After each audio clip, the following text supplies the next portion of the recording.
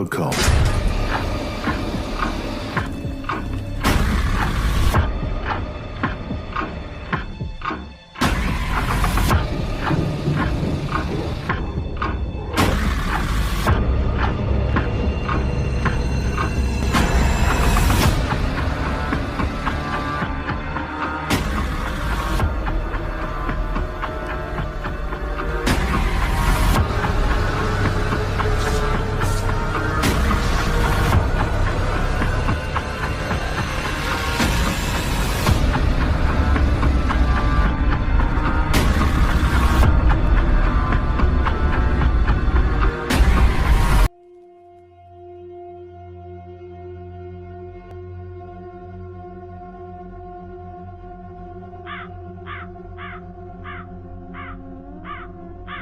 Suara burung gagak seperti alarm alam bahwa matahari sudah waktunya tenggelam.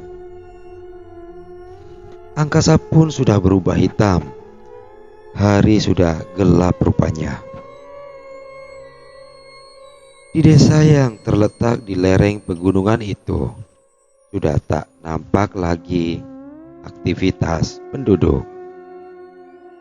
Mereka sudah masuk ke dalam rumah masing-masing dan entah apa yang mereka lakukan. Dari luar hanya terlihat sinar lampu redup yang berasal dari lampu minyak. Sinar-sinar ala kadarnya menyelinap keluar dari celah bilik bambu yang mereka tinggali. Sesekali goyangan dahan pohon yang tertiup angin membuyarkan kerumunan serangga yang bersembunyi di baliknya. Hening dan sunyi. Seperti itulah suasana di pedesaan saat malam mulai merangkak. Di jalan setapak menuju arah perkampungan penduduk masih nampak tergenang air sisa hujan tadi siang. Jalan yang hanya merupakan hamparan tanah bergelombang membuat penggunanya kesulitan, terlebih saat terkena hujan seperti ini.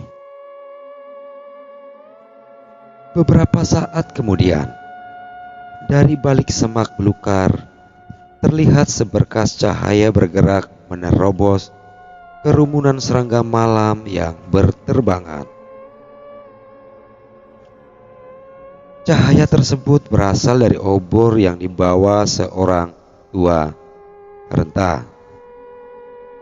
Jalannya tergopoh-gopoh seperti dikejar sesuatu. Tanpa alas kaki, terus dijejakkan kakinya ke bumi.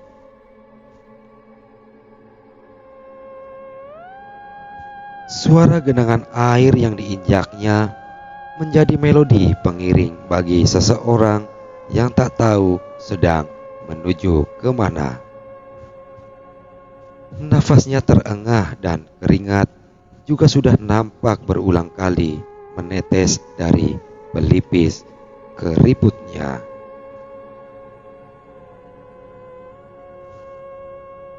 Tiba-tiba pergelangan kakinya terantuk sesuatu.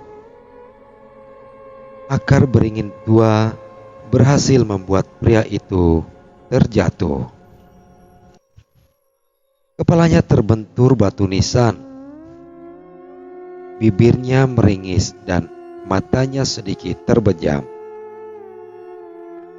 Seketika lumpur berair melumuri baju dan sarung Pak tua itu.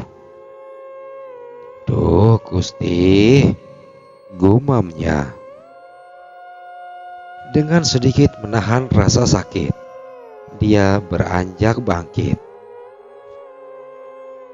Dilihatnya sekeliling, dari kanan ke kiri. Nampaknya dia sudah sampai di tempat yang diinginkannya.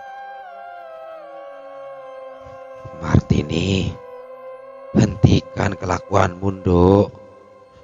Tenanglah kamu di sana. Biarlah Gusti Allah menegakkan keadilannya, katanya sambil memegang batu nisan. Dia sekarang berada di samping kuburan yang tak ada tulisan namanya. Kuburan itu berada di bawah pohon beringin tua dan hanya satu-satunya di tempat itu. Keadaannya yang tak terawat menambah kesan angker. Angin tiba-tiba bertiup kencang dan hujan pun turun. Diajaknya serta gemuruh petir yang menggelegar dengan seenaknya. Pak tua itu menggigil kedinginan, tapi tak melepaskan genggamannya dari batu nisan. Mulutnya tak henti-hentinya menyebut nama Martini. Sembari komat kamit, dia ingin menyampaikan sesuatu kepada sang pemilik makam itu. Aku sudah tahu siapa yang membunuhmu. Biarkan hukuman yang memberikan keadilan untukmu. Jangan kamu kotori jiwamu dengan urusan dunia yang sudah kamu tinggalkan, Cak Ayu, ucapnya. Tak ada jawaban dari arah manapun. Yang terdengar hanya suara jatuhnya tetesan air hujan diiringi petir yang membahana. Tiba-tiba bulu kuduknya mulai berdiri.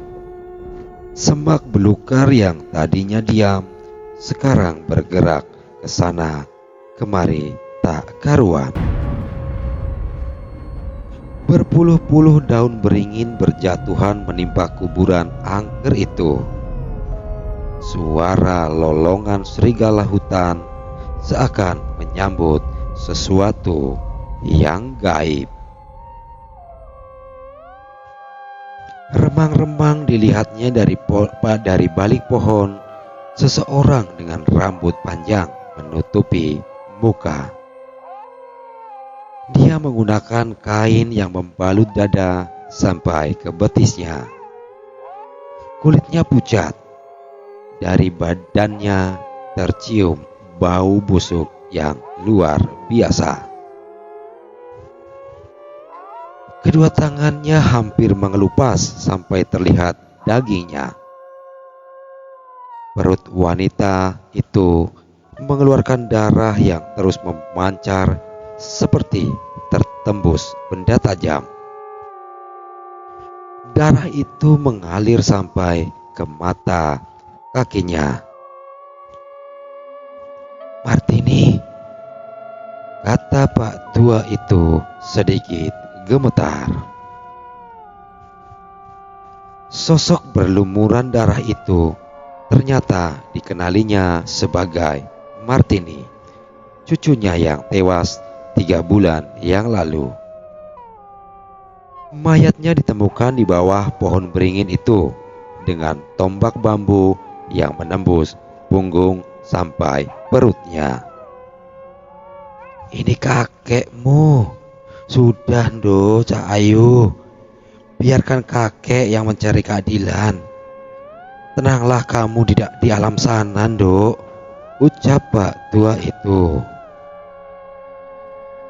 Hantu yang dinamakan Sundel Bolong itu hanya menggerakkan kepalanya ke kiri dan ke kanan sambil mengeluarkan suara tawa yang membuat bulu kuduk semakin berdiri.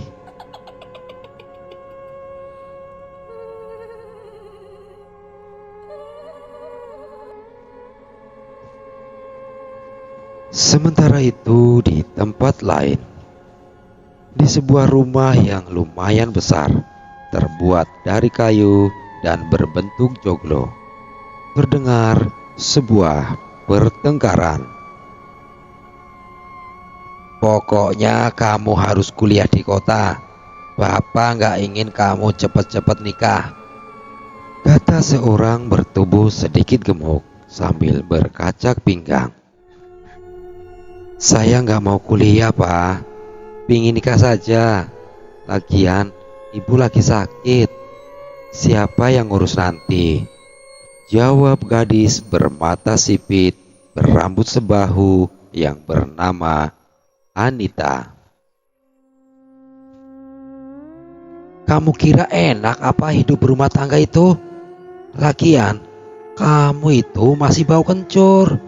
Masih pingin seneng-seneng, kata Juminto, ayah kandung Anita.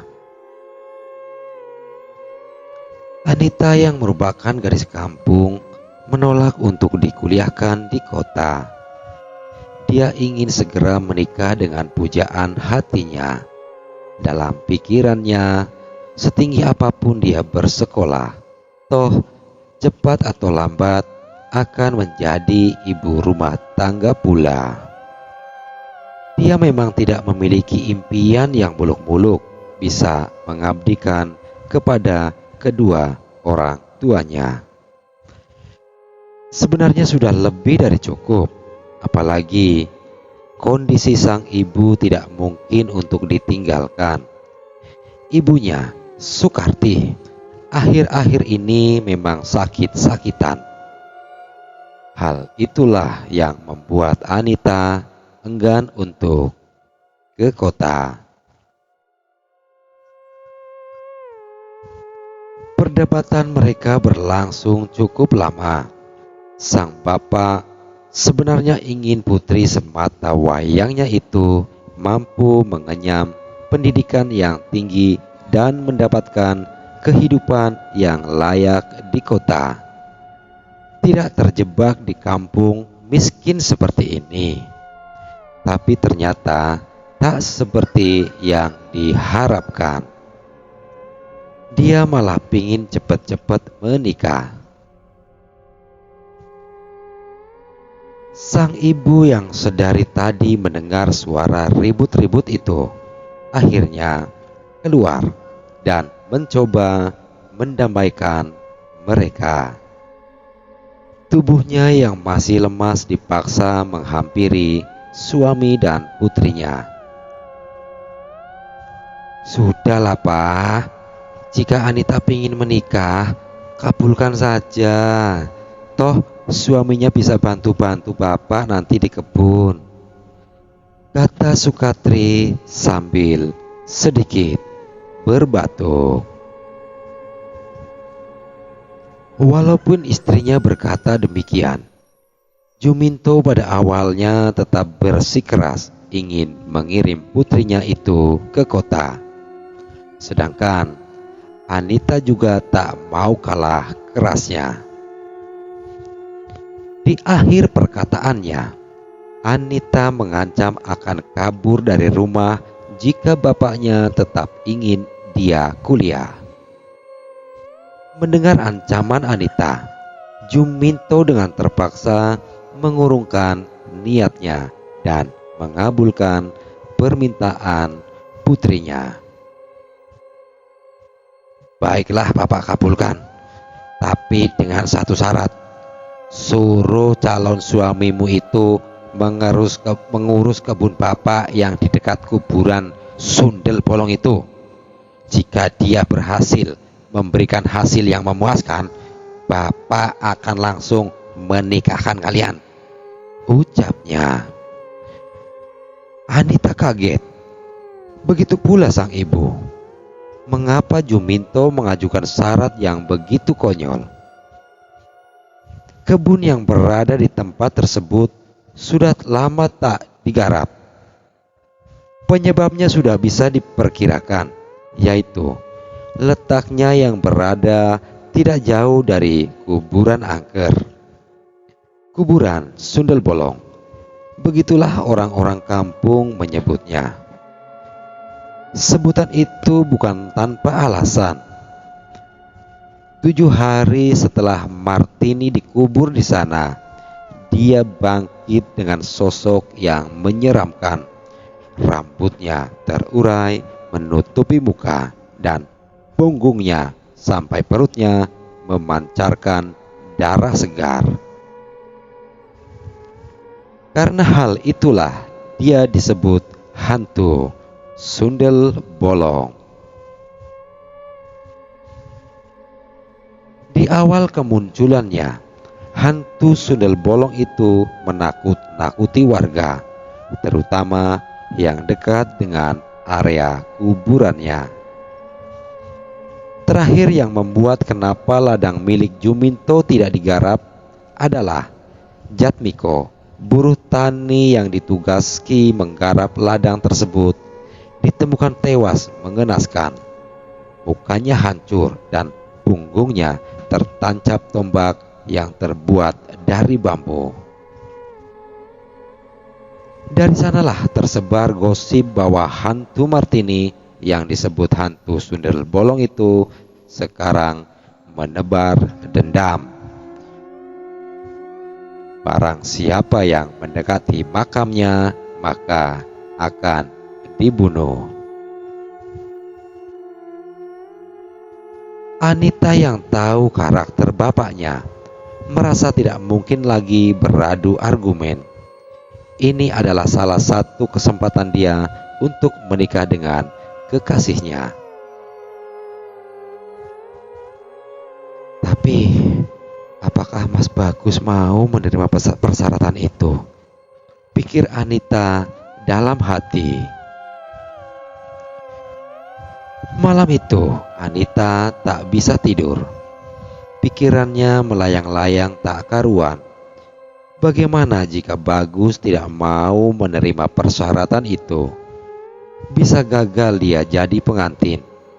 Yang paling menakutkan, bagaimana jika hantu sundel bolong itu membunuh calon suaminya? Dipejamkan matanya erat-erat sambil membayangkan hal yang lain. Namun tetap tidak bisa. Berulang kali dia mengubah posisi tidurnya, tetap tak mampu mengundang kantuk. 1 jam, 2 jam sudah berlalu dari dia mulai beranjak tidur, sampai waktu menunjukkan jam 3 pagi. Akhirnya dia terlelap.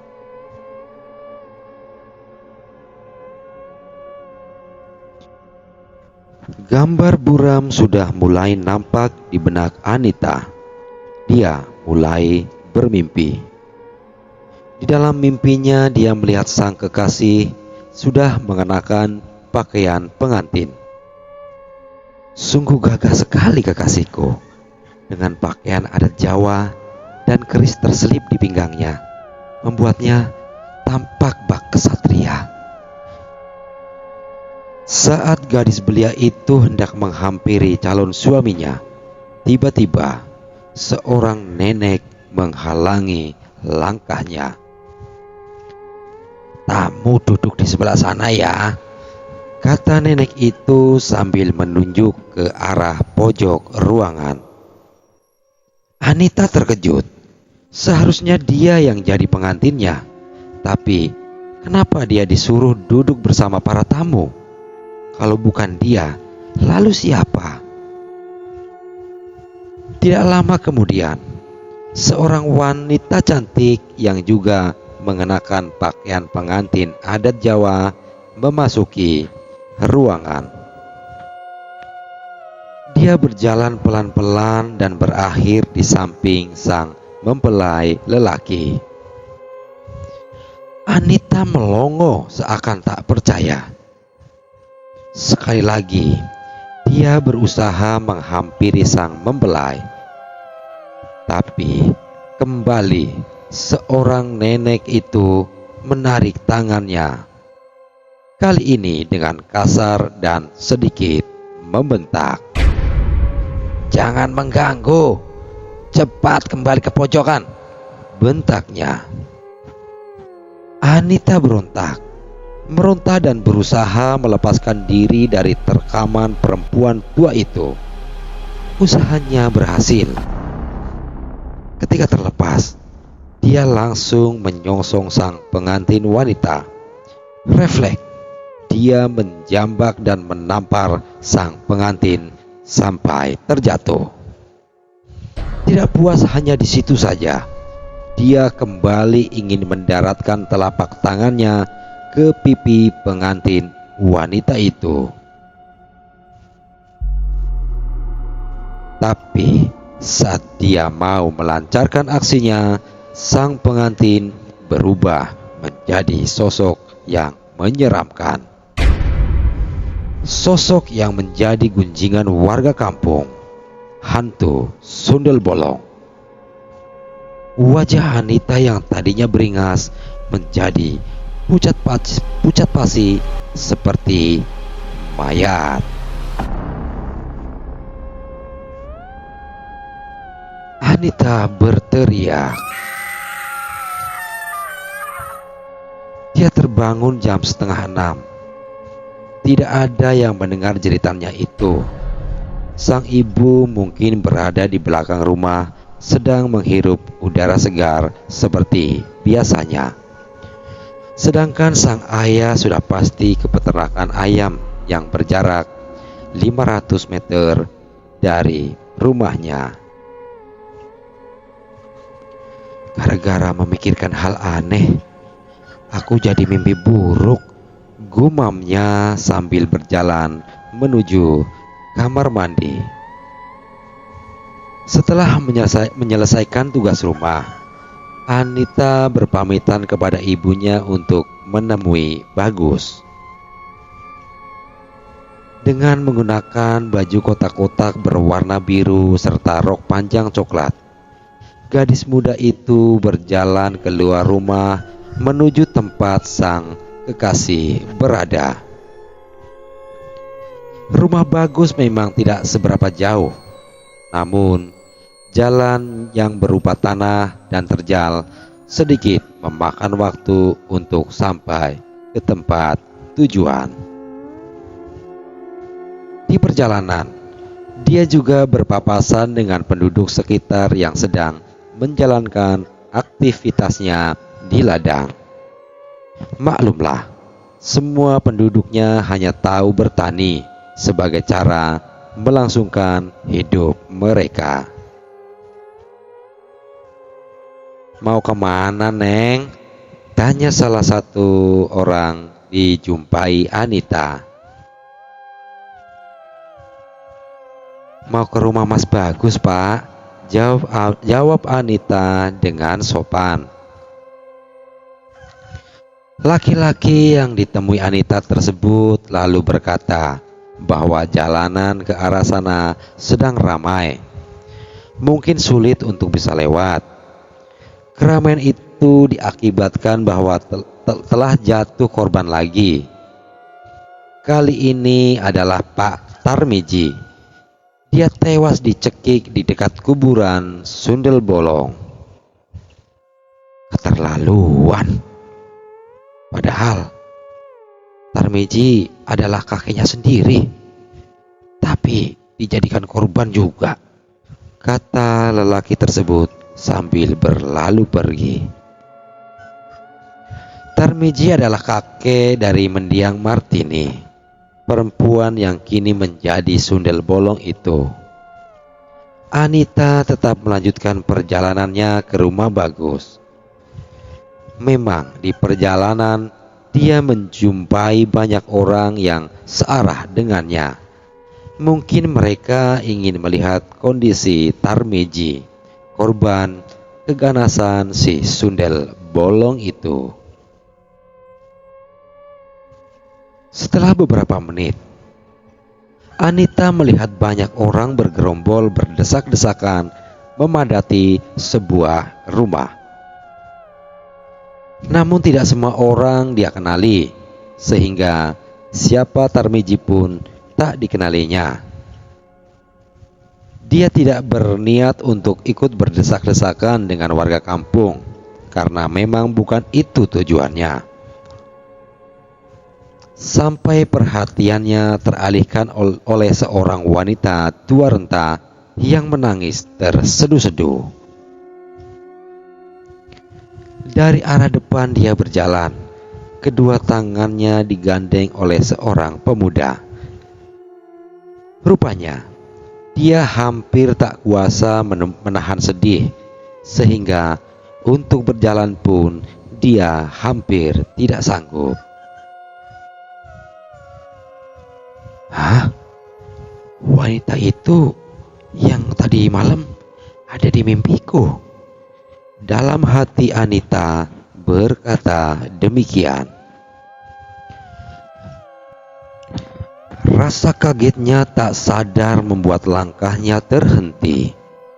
10 detik dia berdiri terpaku melihat si wanita tua itu terisak-isak sambil memeluk jenazah seseorang. Karena penasaran, dia bertanya kepada salah seorang penduduk. Katanya, wanita itu bernama Waliem dan yang meninggal itu adalah suaminya yang bernama Tarmiji. Lalu kenapa dia bisa mampir di mimpi Anita?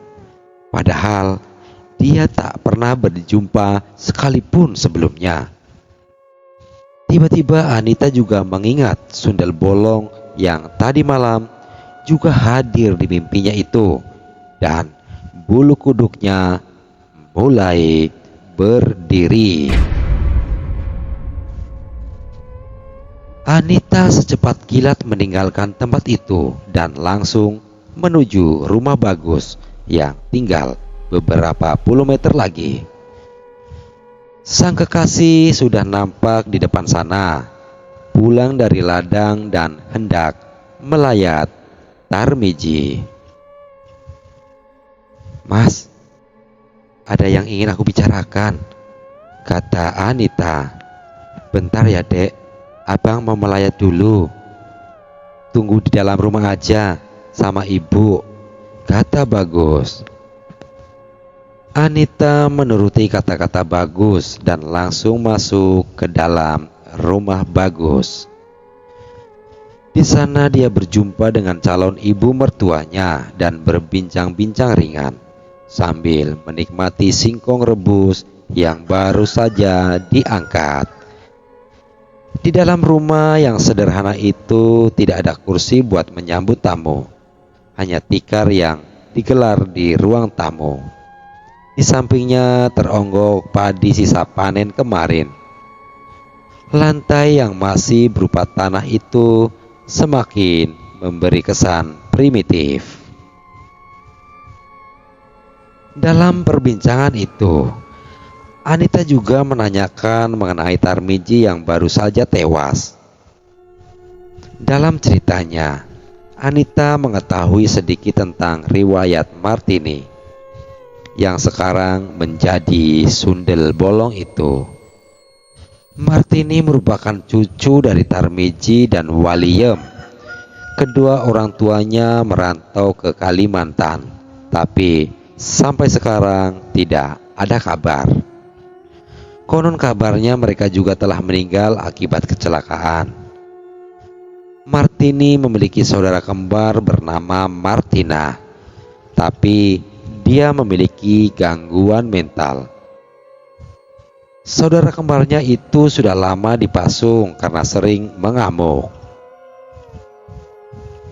Sampai sekarang, siapa yang membunuh Martini belum bisa diketahui. Karena itulah dia penasaran dan menjadi hantu sundel bolong, kata Sulastri, ibunya Bagus.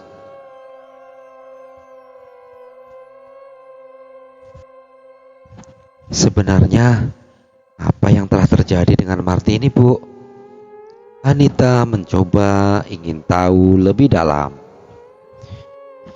Tidak ada yang tahu pastinya apa yang dilakukan Martini di dalam hutan.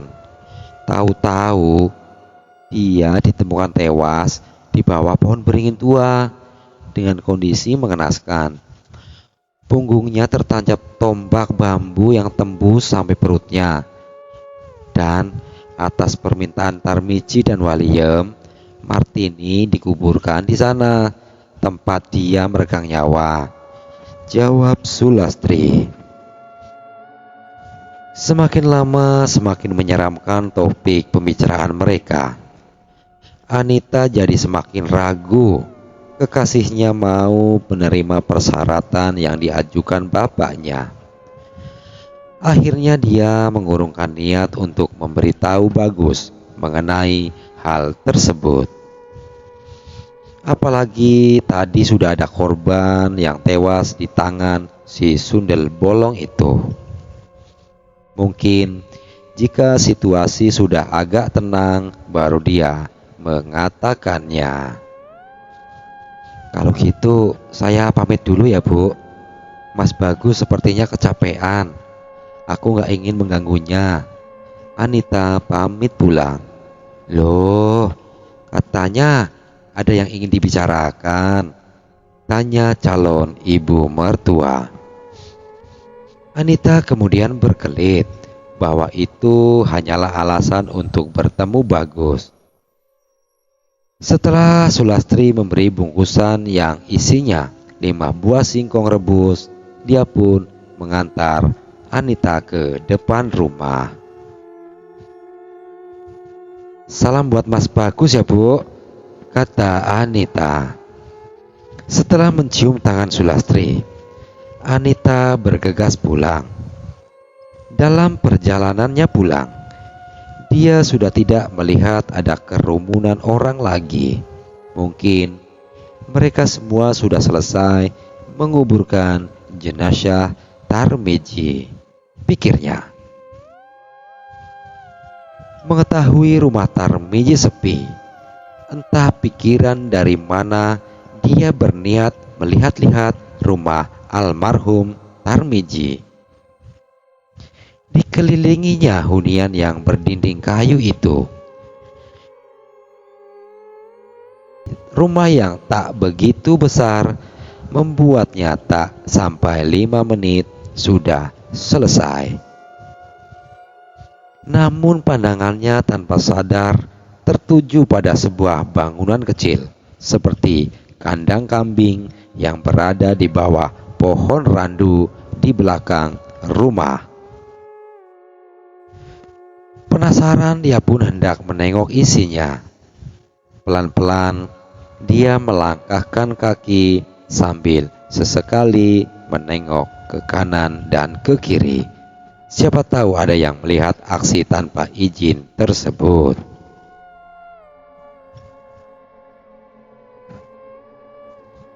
Oh Tuhan, tampak seorang wanita yang acak-acakan sedang dirantai kakinya. Di sampingnya ada makanan dan minuman yang sudah disantap sebagian. Inikah Martina, saudara kembar sundel bolong itu? Pergi!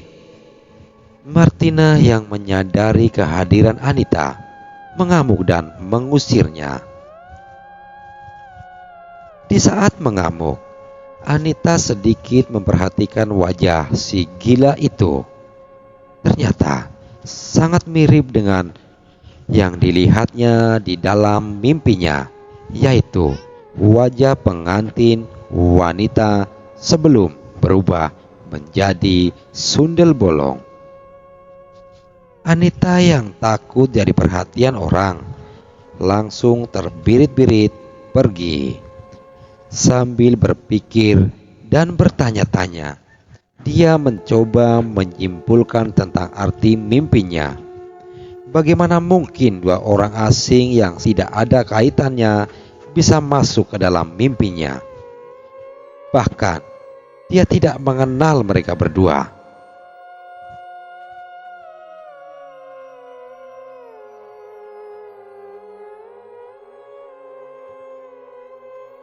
Malam kini kian mencekam setelah jatuhnya korban yang kedua, yaitu Tarmiji. Suasana desa menjadi begitu sunyi. Hampir tak ada suara sekecil apapun yang terdengar. Hanya suara jangkrik dan burung hantu yang menjadi primadona di waktu itu. Angin pun enggan berhembus seakan sama takutnya dengan penduduk desa. Keheningan itu ternyata dimanfaatkan oleh pasangan muda-mudi untuk bermadu kasih. Jumi dan Sasno, muda-mudi yang masih bau kencur. Mereka memanfaatkan rindangnya semak-semak sebagai tempat mereka bermesraan.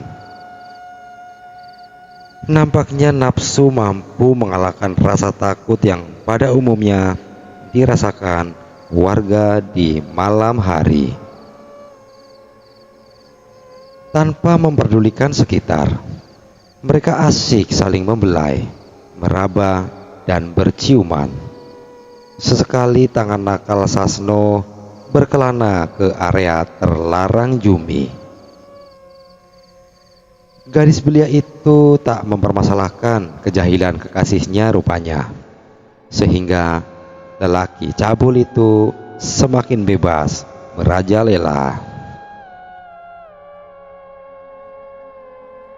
Keasikan mereka tiba-tiba terhenti akibat ada beberapa kerumunan semut yang menggigit lengan dan betis Jumi. "Kita pindah aja yuk bang, di sini banyak semut," kata Jumi. Semula Sasno menolak, tapi karena Jumi terus merengek, akhirnya dia menuruti permintaan kekasihnya itu.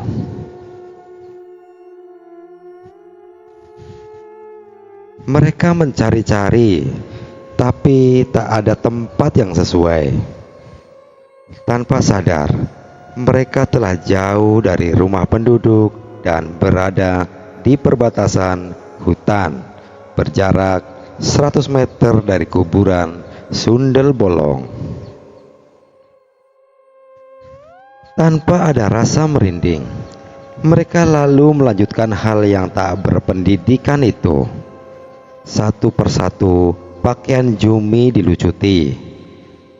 Sasno yang sudah bernafsu, sedangkan Jumi tanpa malu senyum-senyum sambil memejamkan mata.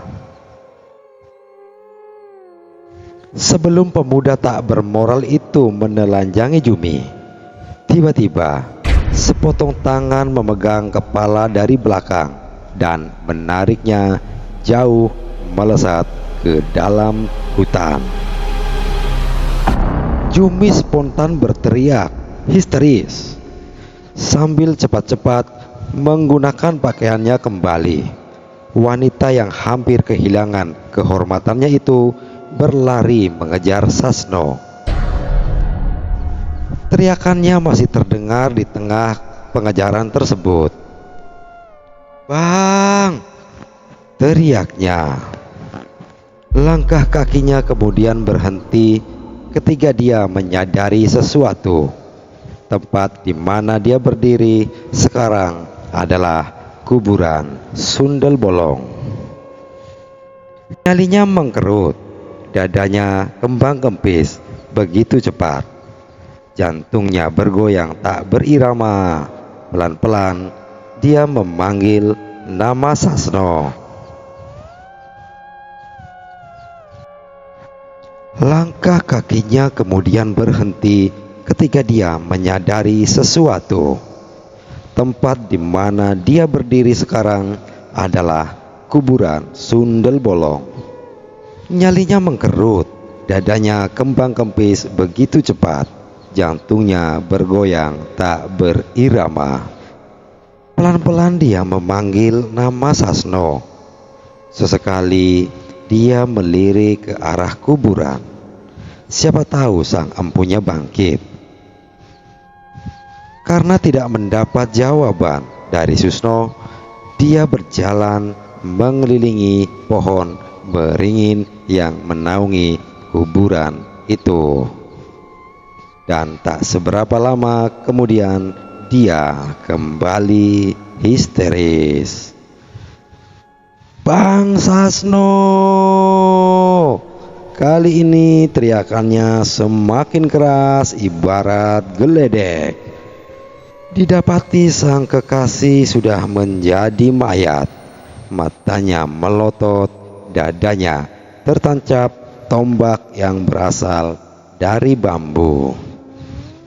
Tidak kuat menyaksikan hal mengerikan itu, dia pun pingsan dan baru ditemukan oleh warga kampung keesokan harinya. Dan seperti biasanya, berjubel orang memadati ingin menyaksikan keganasan sundel bolong itu. Kedua orang tua Sasno hanya pasrah melihat putra keduanya terbujur kaku, sementara Jumi berulang kali pingsan di samping jenazah kekasihnya.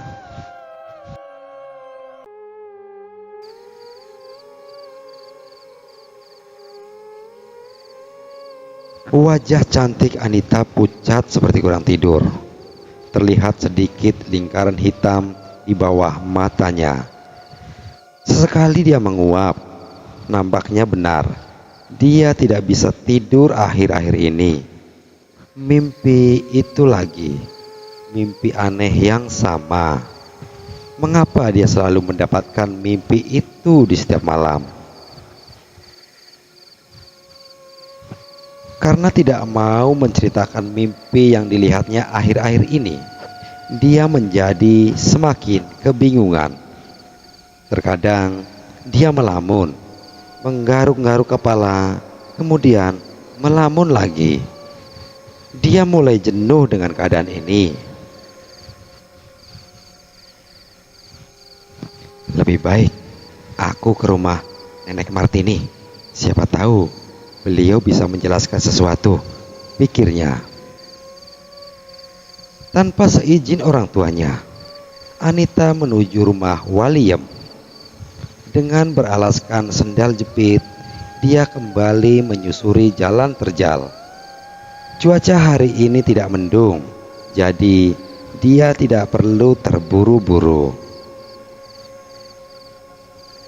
15 menit kemudian, dia sudah sampai ke kediaman Waliem.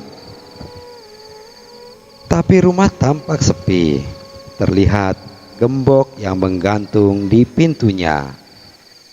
Mungkin Waliem sedang keluar. Aku tunggu aja di sini, katanya dalam hati. Entah bagaimana, timbul niat Anita untuk kembali ke tempat Martina, saudara kembar Martini yang dipasung di belakang rumah itu. Tanpa takut, dia menuju ke sana. Sayup-sayup dia mendengar suara seseorang sedang berbincang-bincang. Diintipnya dari pojokan sambil menyembunyikan dirinya. Dia kaget setelah melihat Bagus, kekasihnya, sedang berada di depan gubuk tempat Martina dipasung. Entah apa yang dia katakan, tapi dari raut mukanya dia nampak gembira.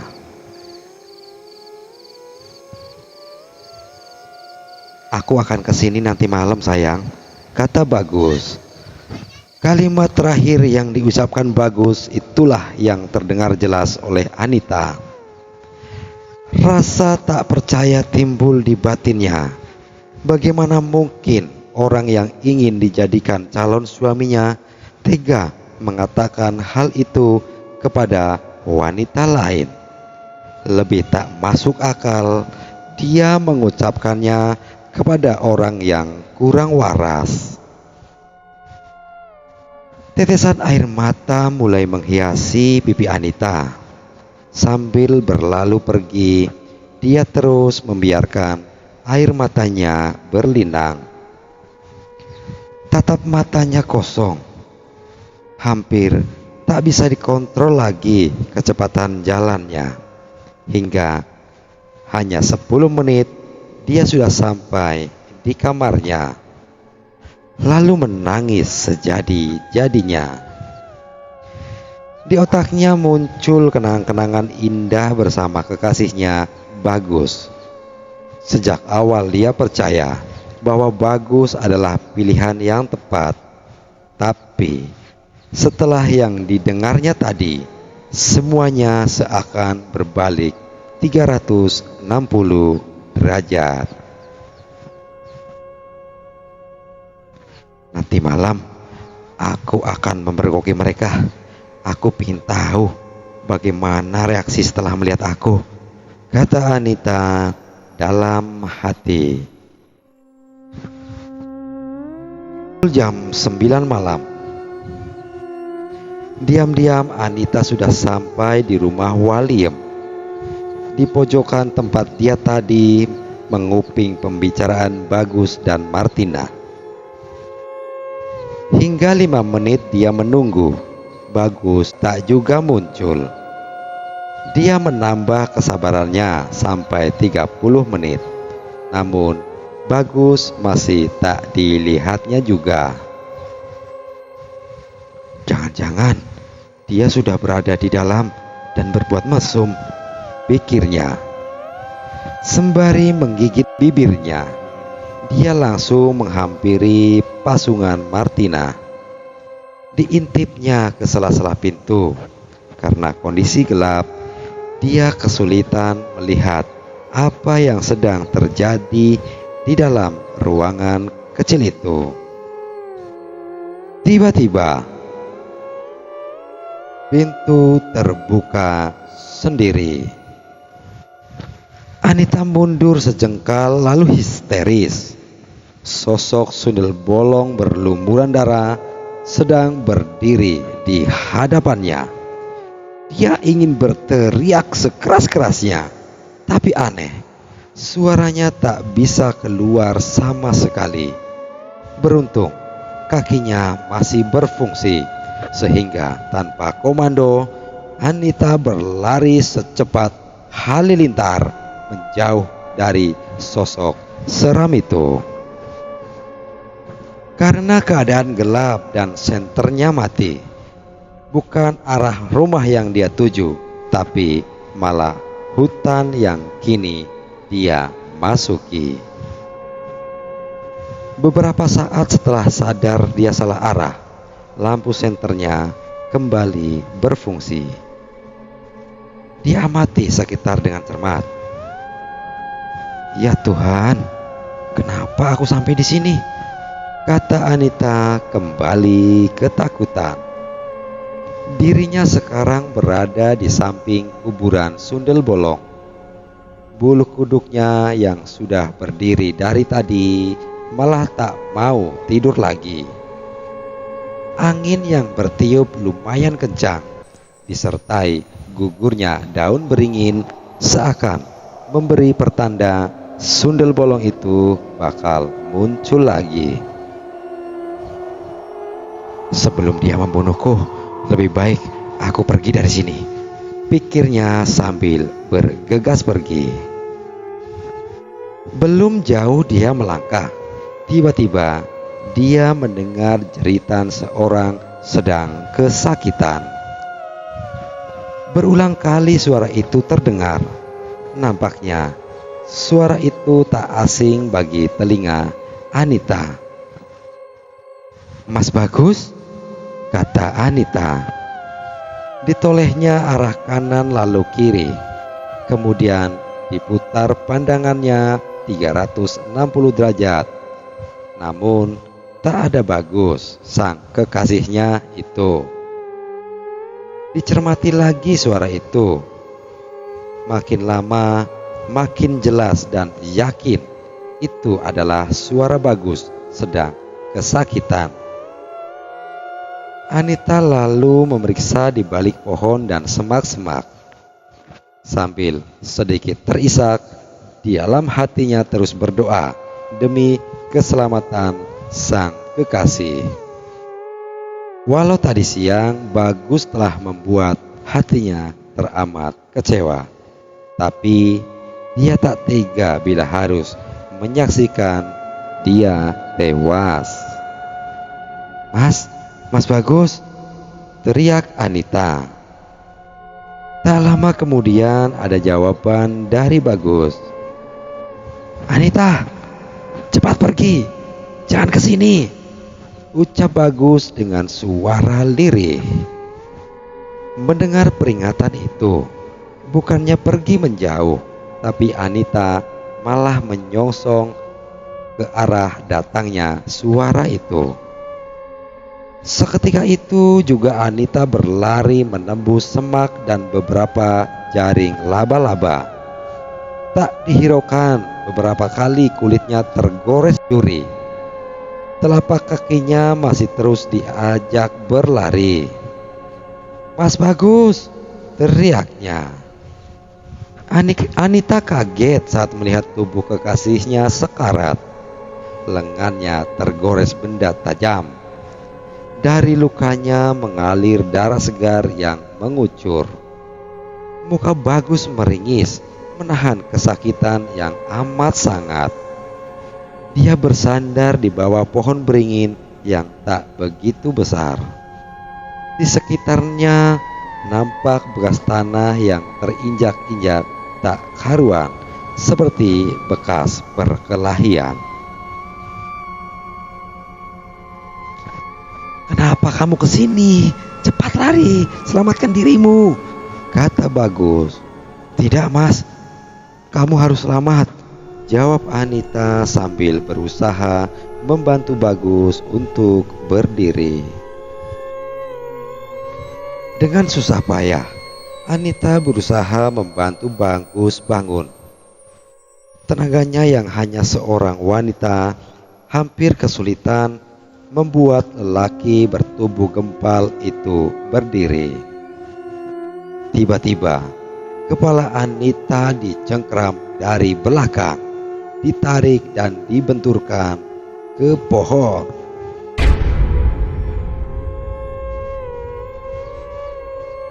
Seketika dia roboh. Bagus yang sudah tak bertenaga itu pun ikut roboh. Mereka bertumpuk bagai seonggok bangkai di bawah beringin. Sosok pria kini sedang berdiri di depan mereka yang tengah terkulai. Dia tidak ikut dalam masalah kita, Parman, biarkan dia pergi. Bagus memohon kepada orang yang kini berdiri di hadapannya. Salah sendiri dia datang kemari. Aku tidak mau ada saksi mata. Kalian semua harus aku habisi, kata Parman. Anita yang tidak tahu siapa laki-laki itu hanya mengadu kesakitan. Kepalanya seperti berputar-putar. Sesekali dia terpejam lalu melek lagi. Akuilah semua kejahatanmu dan serahkan dirimu kepada yang berwajib, kata Bagus kepada Parman yang hanya tertawa dan berkacak pinggang. Kau kira aku gila? Mana mungkin aku mau melakukan hal konyol seperti itu. Aku masih ingin menikmati hidup bebas, walau aku harus membunuh kalian berdua. Toh penduduk akan mengira Sundel Bolonglah yang membunuh kalian, ucap Parman. Jangan sesumbar kamu biadab. Kamu yang membunuh Martini. Kamu lihat teman-temanmu sudah mati. Tinggal kamu saja yang tersiksa. Serahkan dirimu sebelum arwahnya datang, teriak Bagus. Mana si Sundel Bolong itu? Suruh dia kemari. Aku perkosa dia dan akan kubunuh sekali lagi, teriak Parman semakin kalap. Petir tiba-tiba menggelegar. Angin bertiup amat kencang, membuat pandangan Parman terganggu. Debu bercampur daun-daun yang berguguran meliuk-liuk seperti topan kecil. Tak lama kemudian terdengar suara, Parman! Sontak Parman bergidik, bulu romanya berdiri menjulang kokoh. Sekujur tubuhnya merinding, dari ujung kepala sampai ujung kaki bergetar. "Aku di sini, Parman." Suara itu terdengar lagi, kali ini semakin dekat. Bagus dan Anita juga tak kalah ketakutan. Siapa itu?" kata Parman. "Aku di sini, Parman. Di atas sini," ucap suara itu. Mata Parman melotot, nafasnya sulit diatur saat melihat sosok sundel bolong yang berdiri di dahan pohon beringin tempat Bagus dan Anita terkulai. Tidak mungkin," kata Parman. Tanpa sadar lelaki itu pun berjalan mundur. Lalu sebuah tombak bambu menembus lengan kanannya. "Ah!" teriak Parman. Dia jatuh tersungkur. Tak lama darah mengucur dari lukanya. Dilihatnya ke belakang.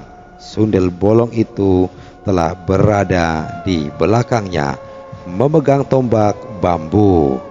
Ampun aku, ampuni aku Martini, ampun," ucap Parman memelas. "Aku di sini, Parman." Parman terkejut karena sundel bolong yang dilihatnya tadi masih berada di atas dahan pohon beringin. Anita yang nampak sudah mampu mengontrol kesadarannya itu, dia pun heran melihat ada dua hantu sundel bolong. Yang satu berada di atas pohon dan yang satu lagi berada di belakang Parman, tengah membawa tombak. "Kau heran, Parman?" kata sosok seram yang membawa tombak.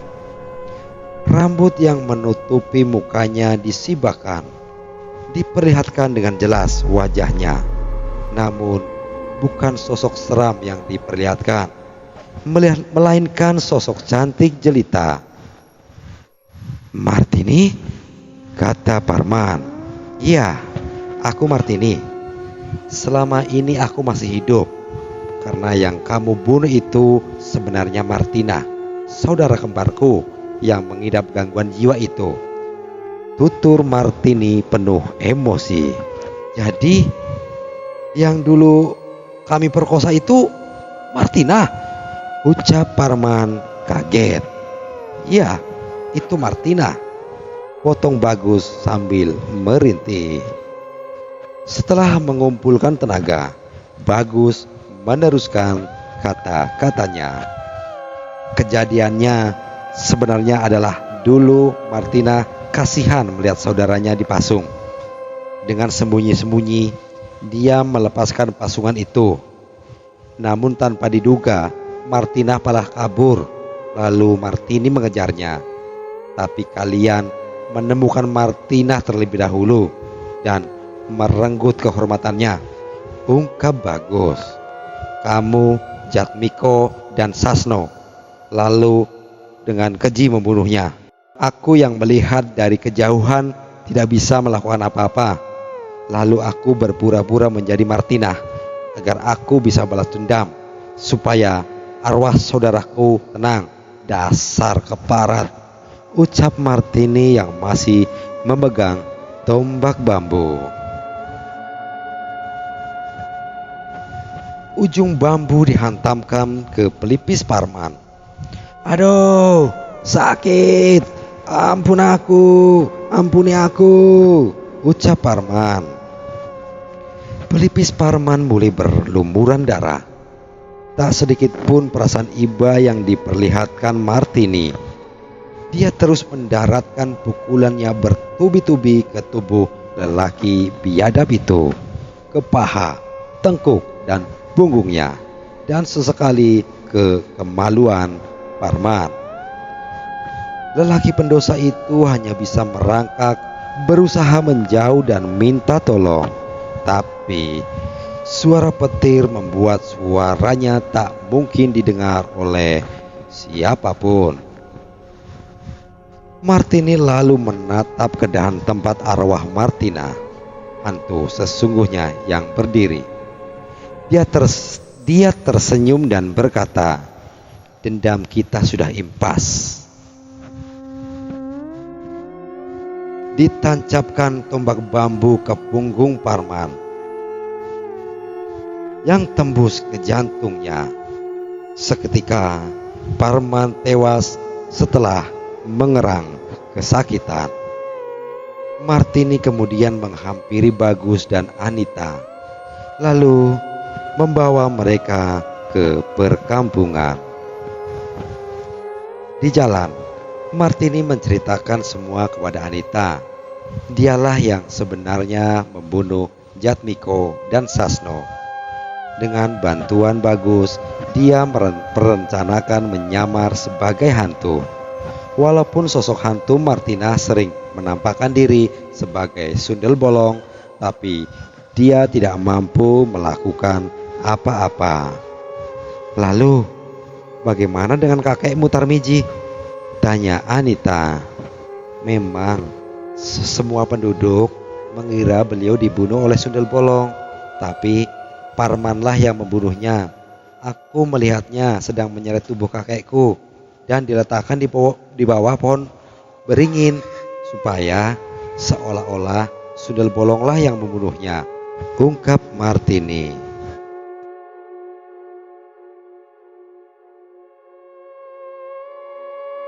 Jadi Martina memberiku isyarat lewat mimpi bahwa sebenarnya Bagus itu adalah kekasihmu dan kalian akan segera menikah, tanya Anita. Iya, memang benar, tapi mungkin keadaannya tidak akan berjalan seperti itu, mengingat aku harus mempertanggungjawabkan semua perbuatanku. Lebih baik kamulah yang tepat menjadi pendampingnya, kata Martini. Pembicaraan mereka berakhir saat Bagus dan Anita memasuki rumah Bagus. Martini kembali ke pasungan dan hendak mengakui semua perbuatannya yang main hakim sendiri. Anita yang mengetahui cerita sebenarnya mengurungkan niatnya untuk bersanding dengan Bagus dan meminta Bagus untuk menunggu Martini bebas dari penjara. Selesai. Demikian kisah kali ini. Sekian dan terima kasih.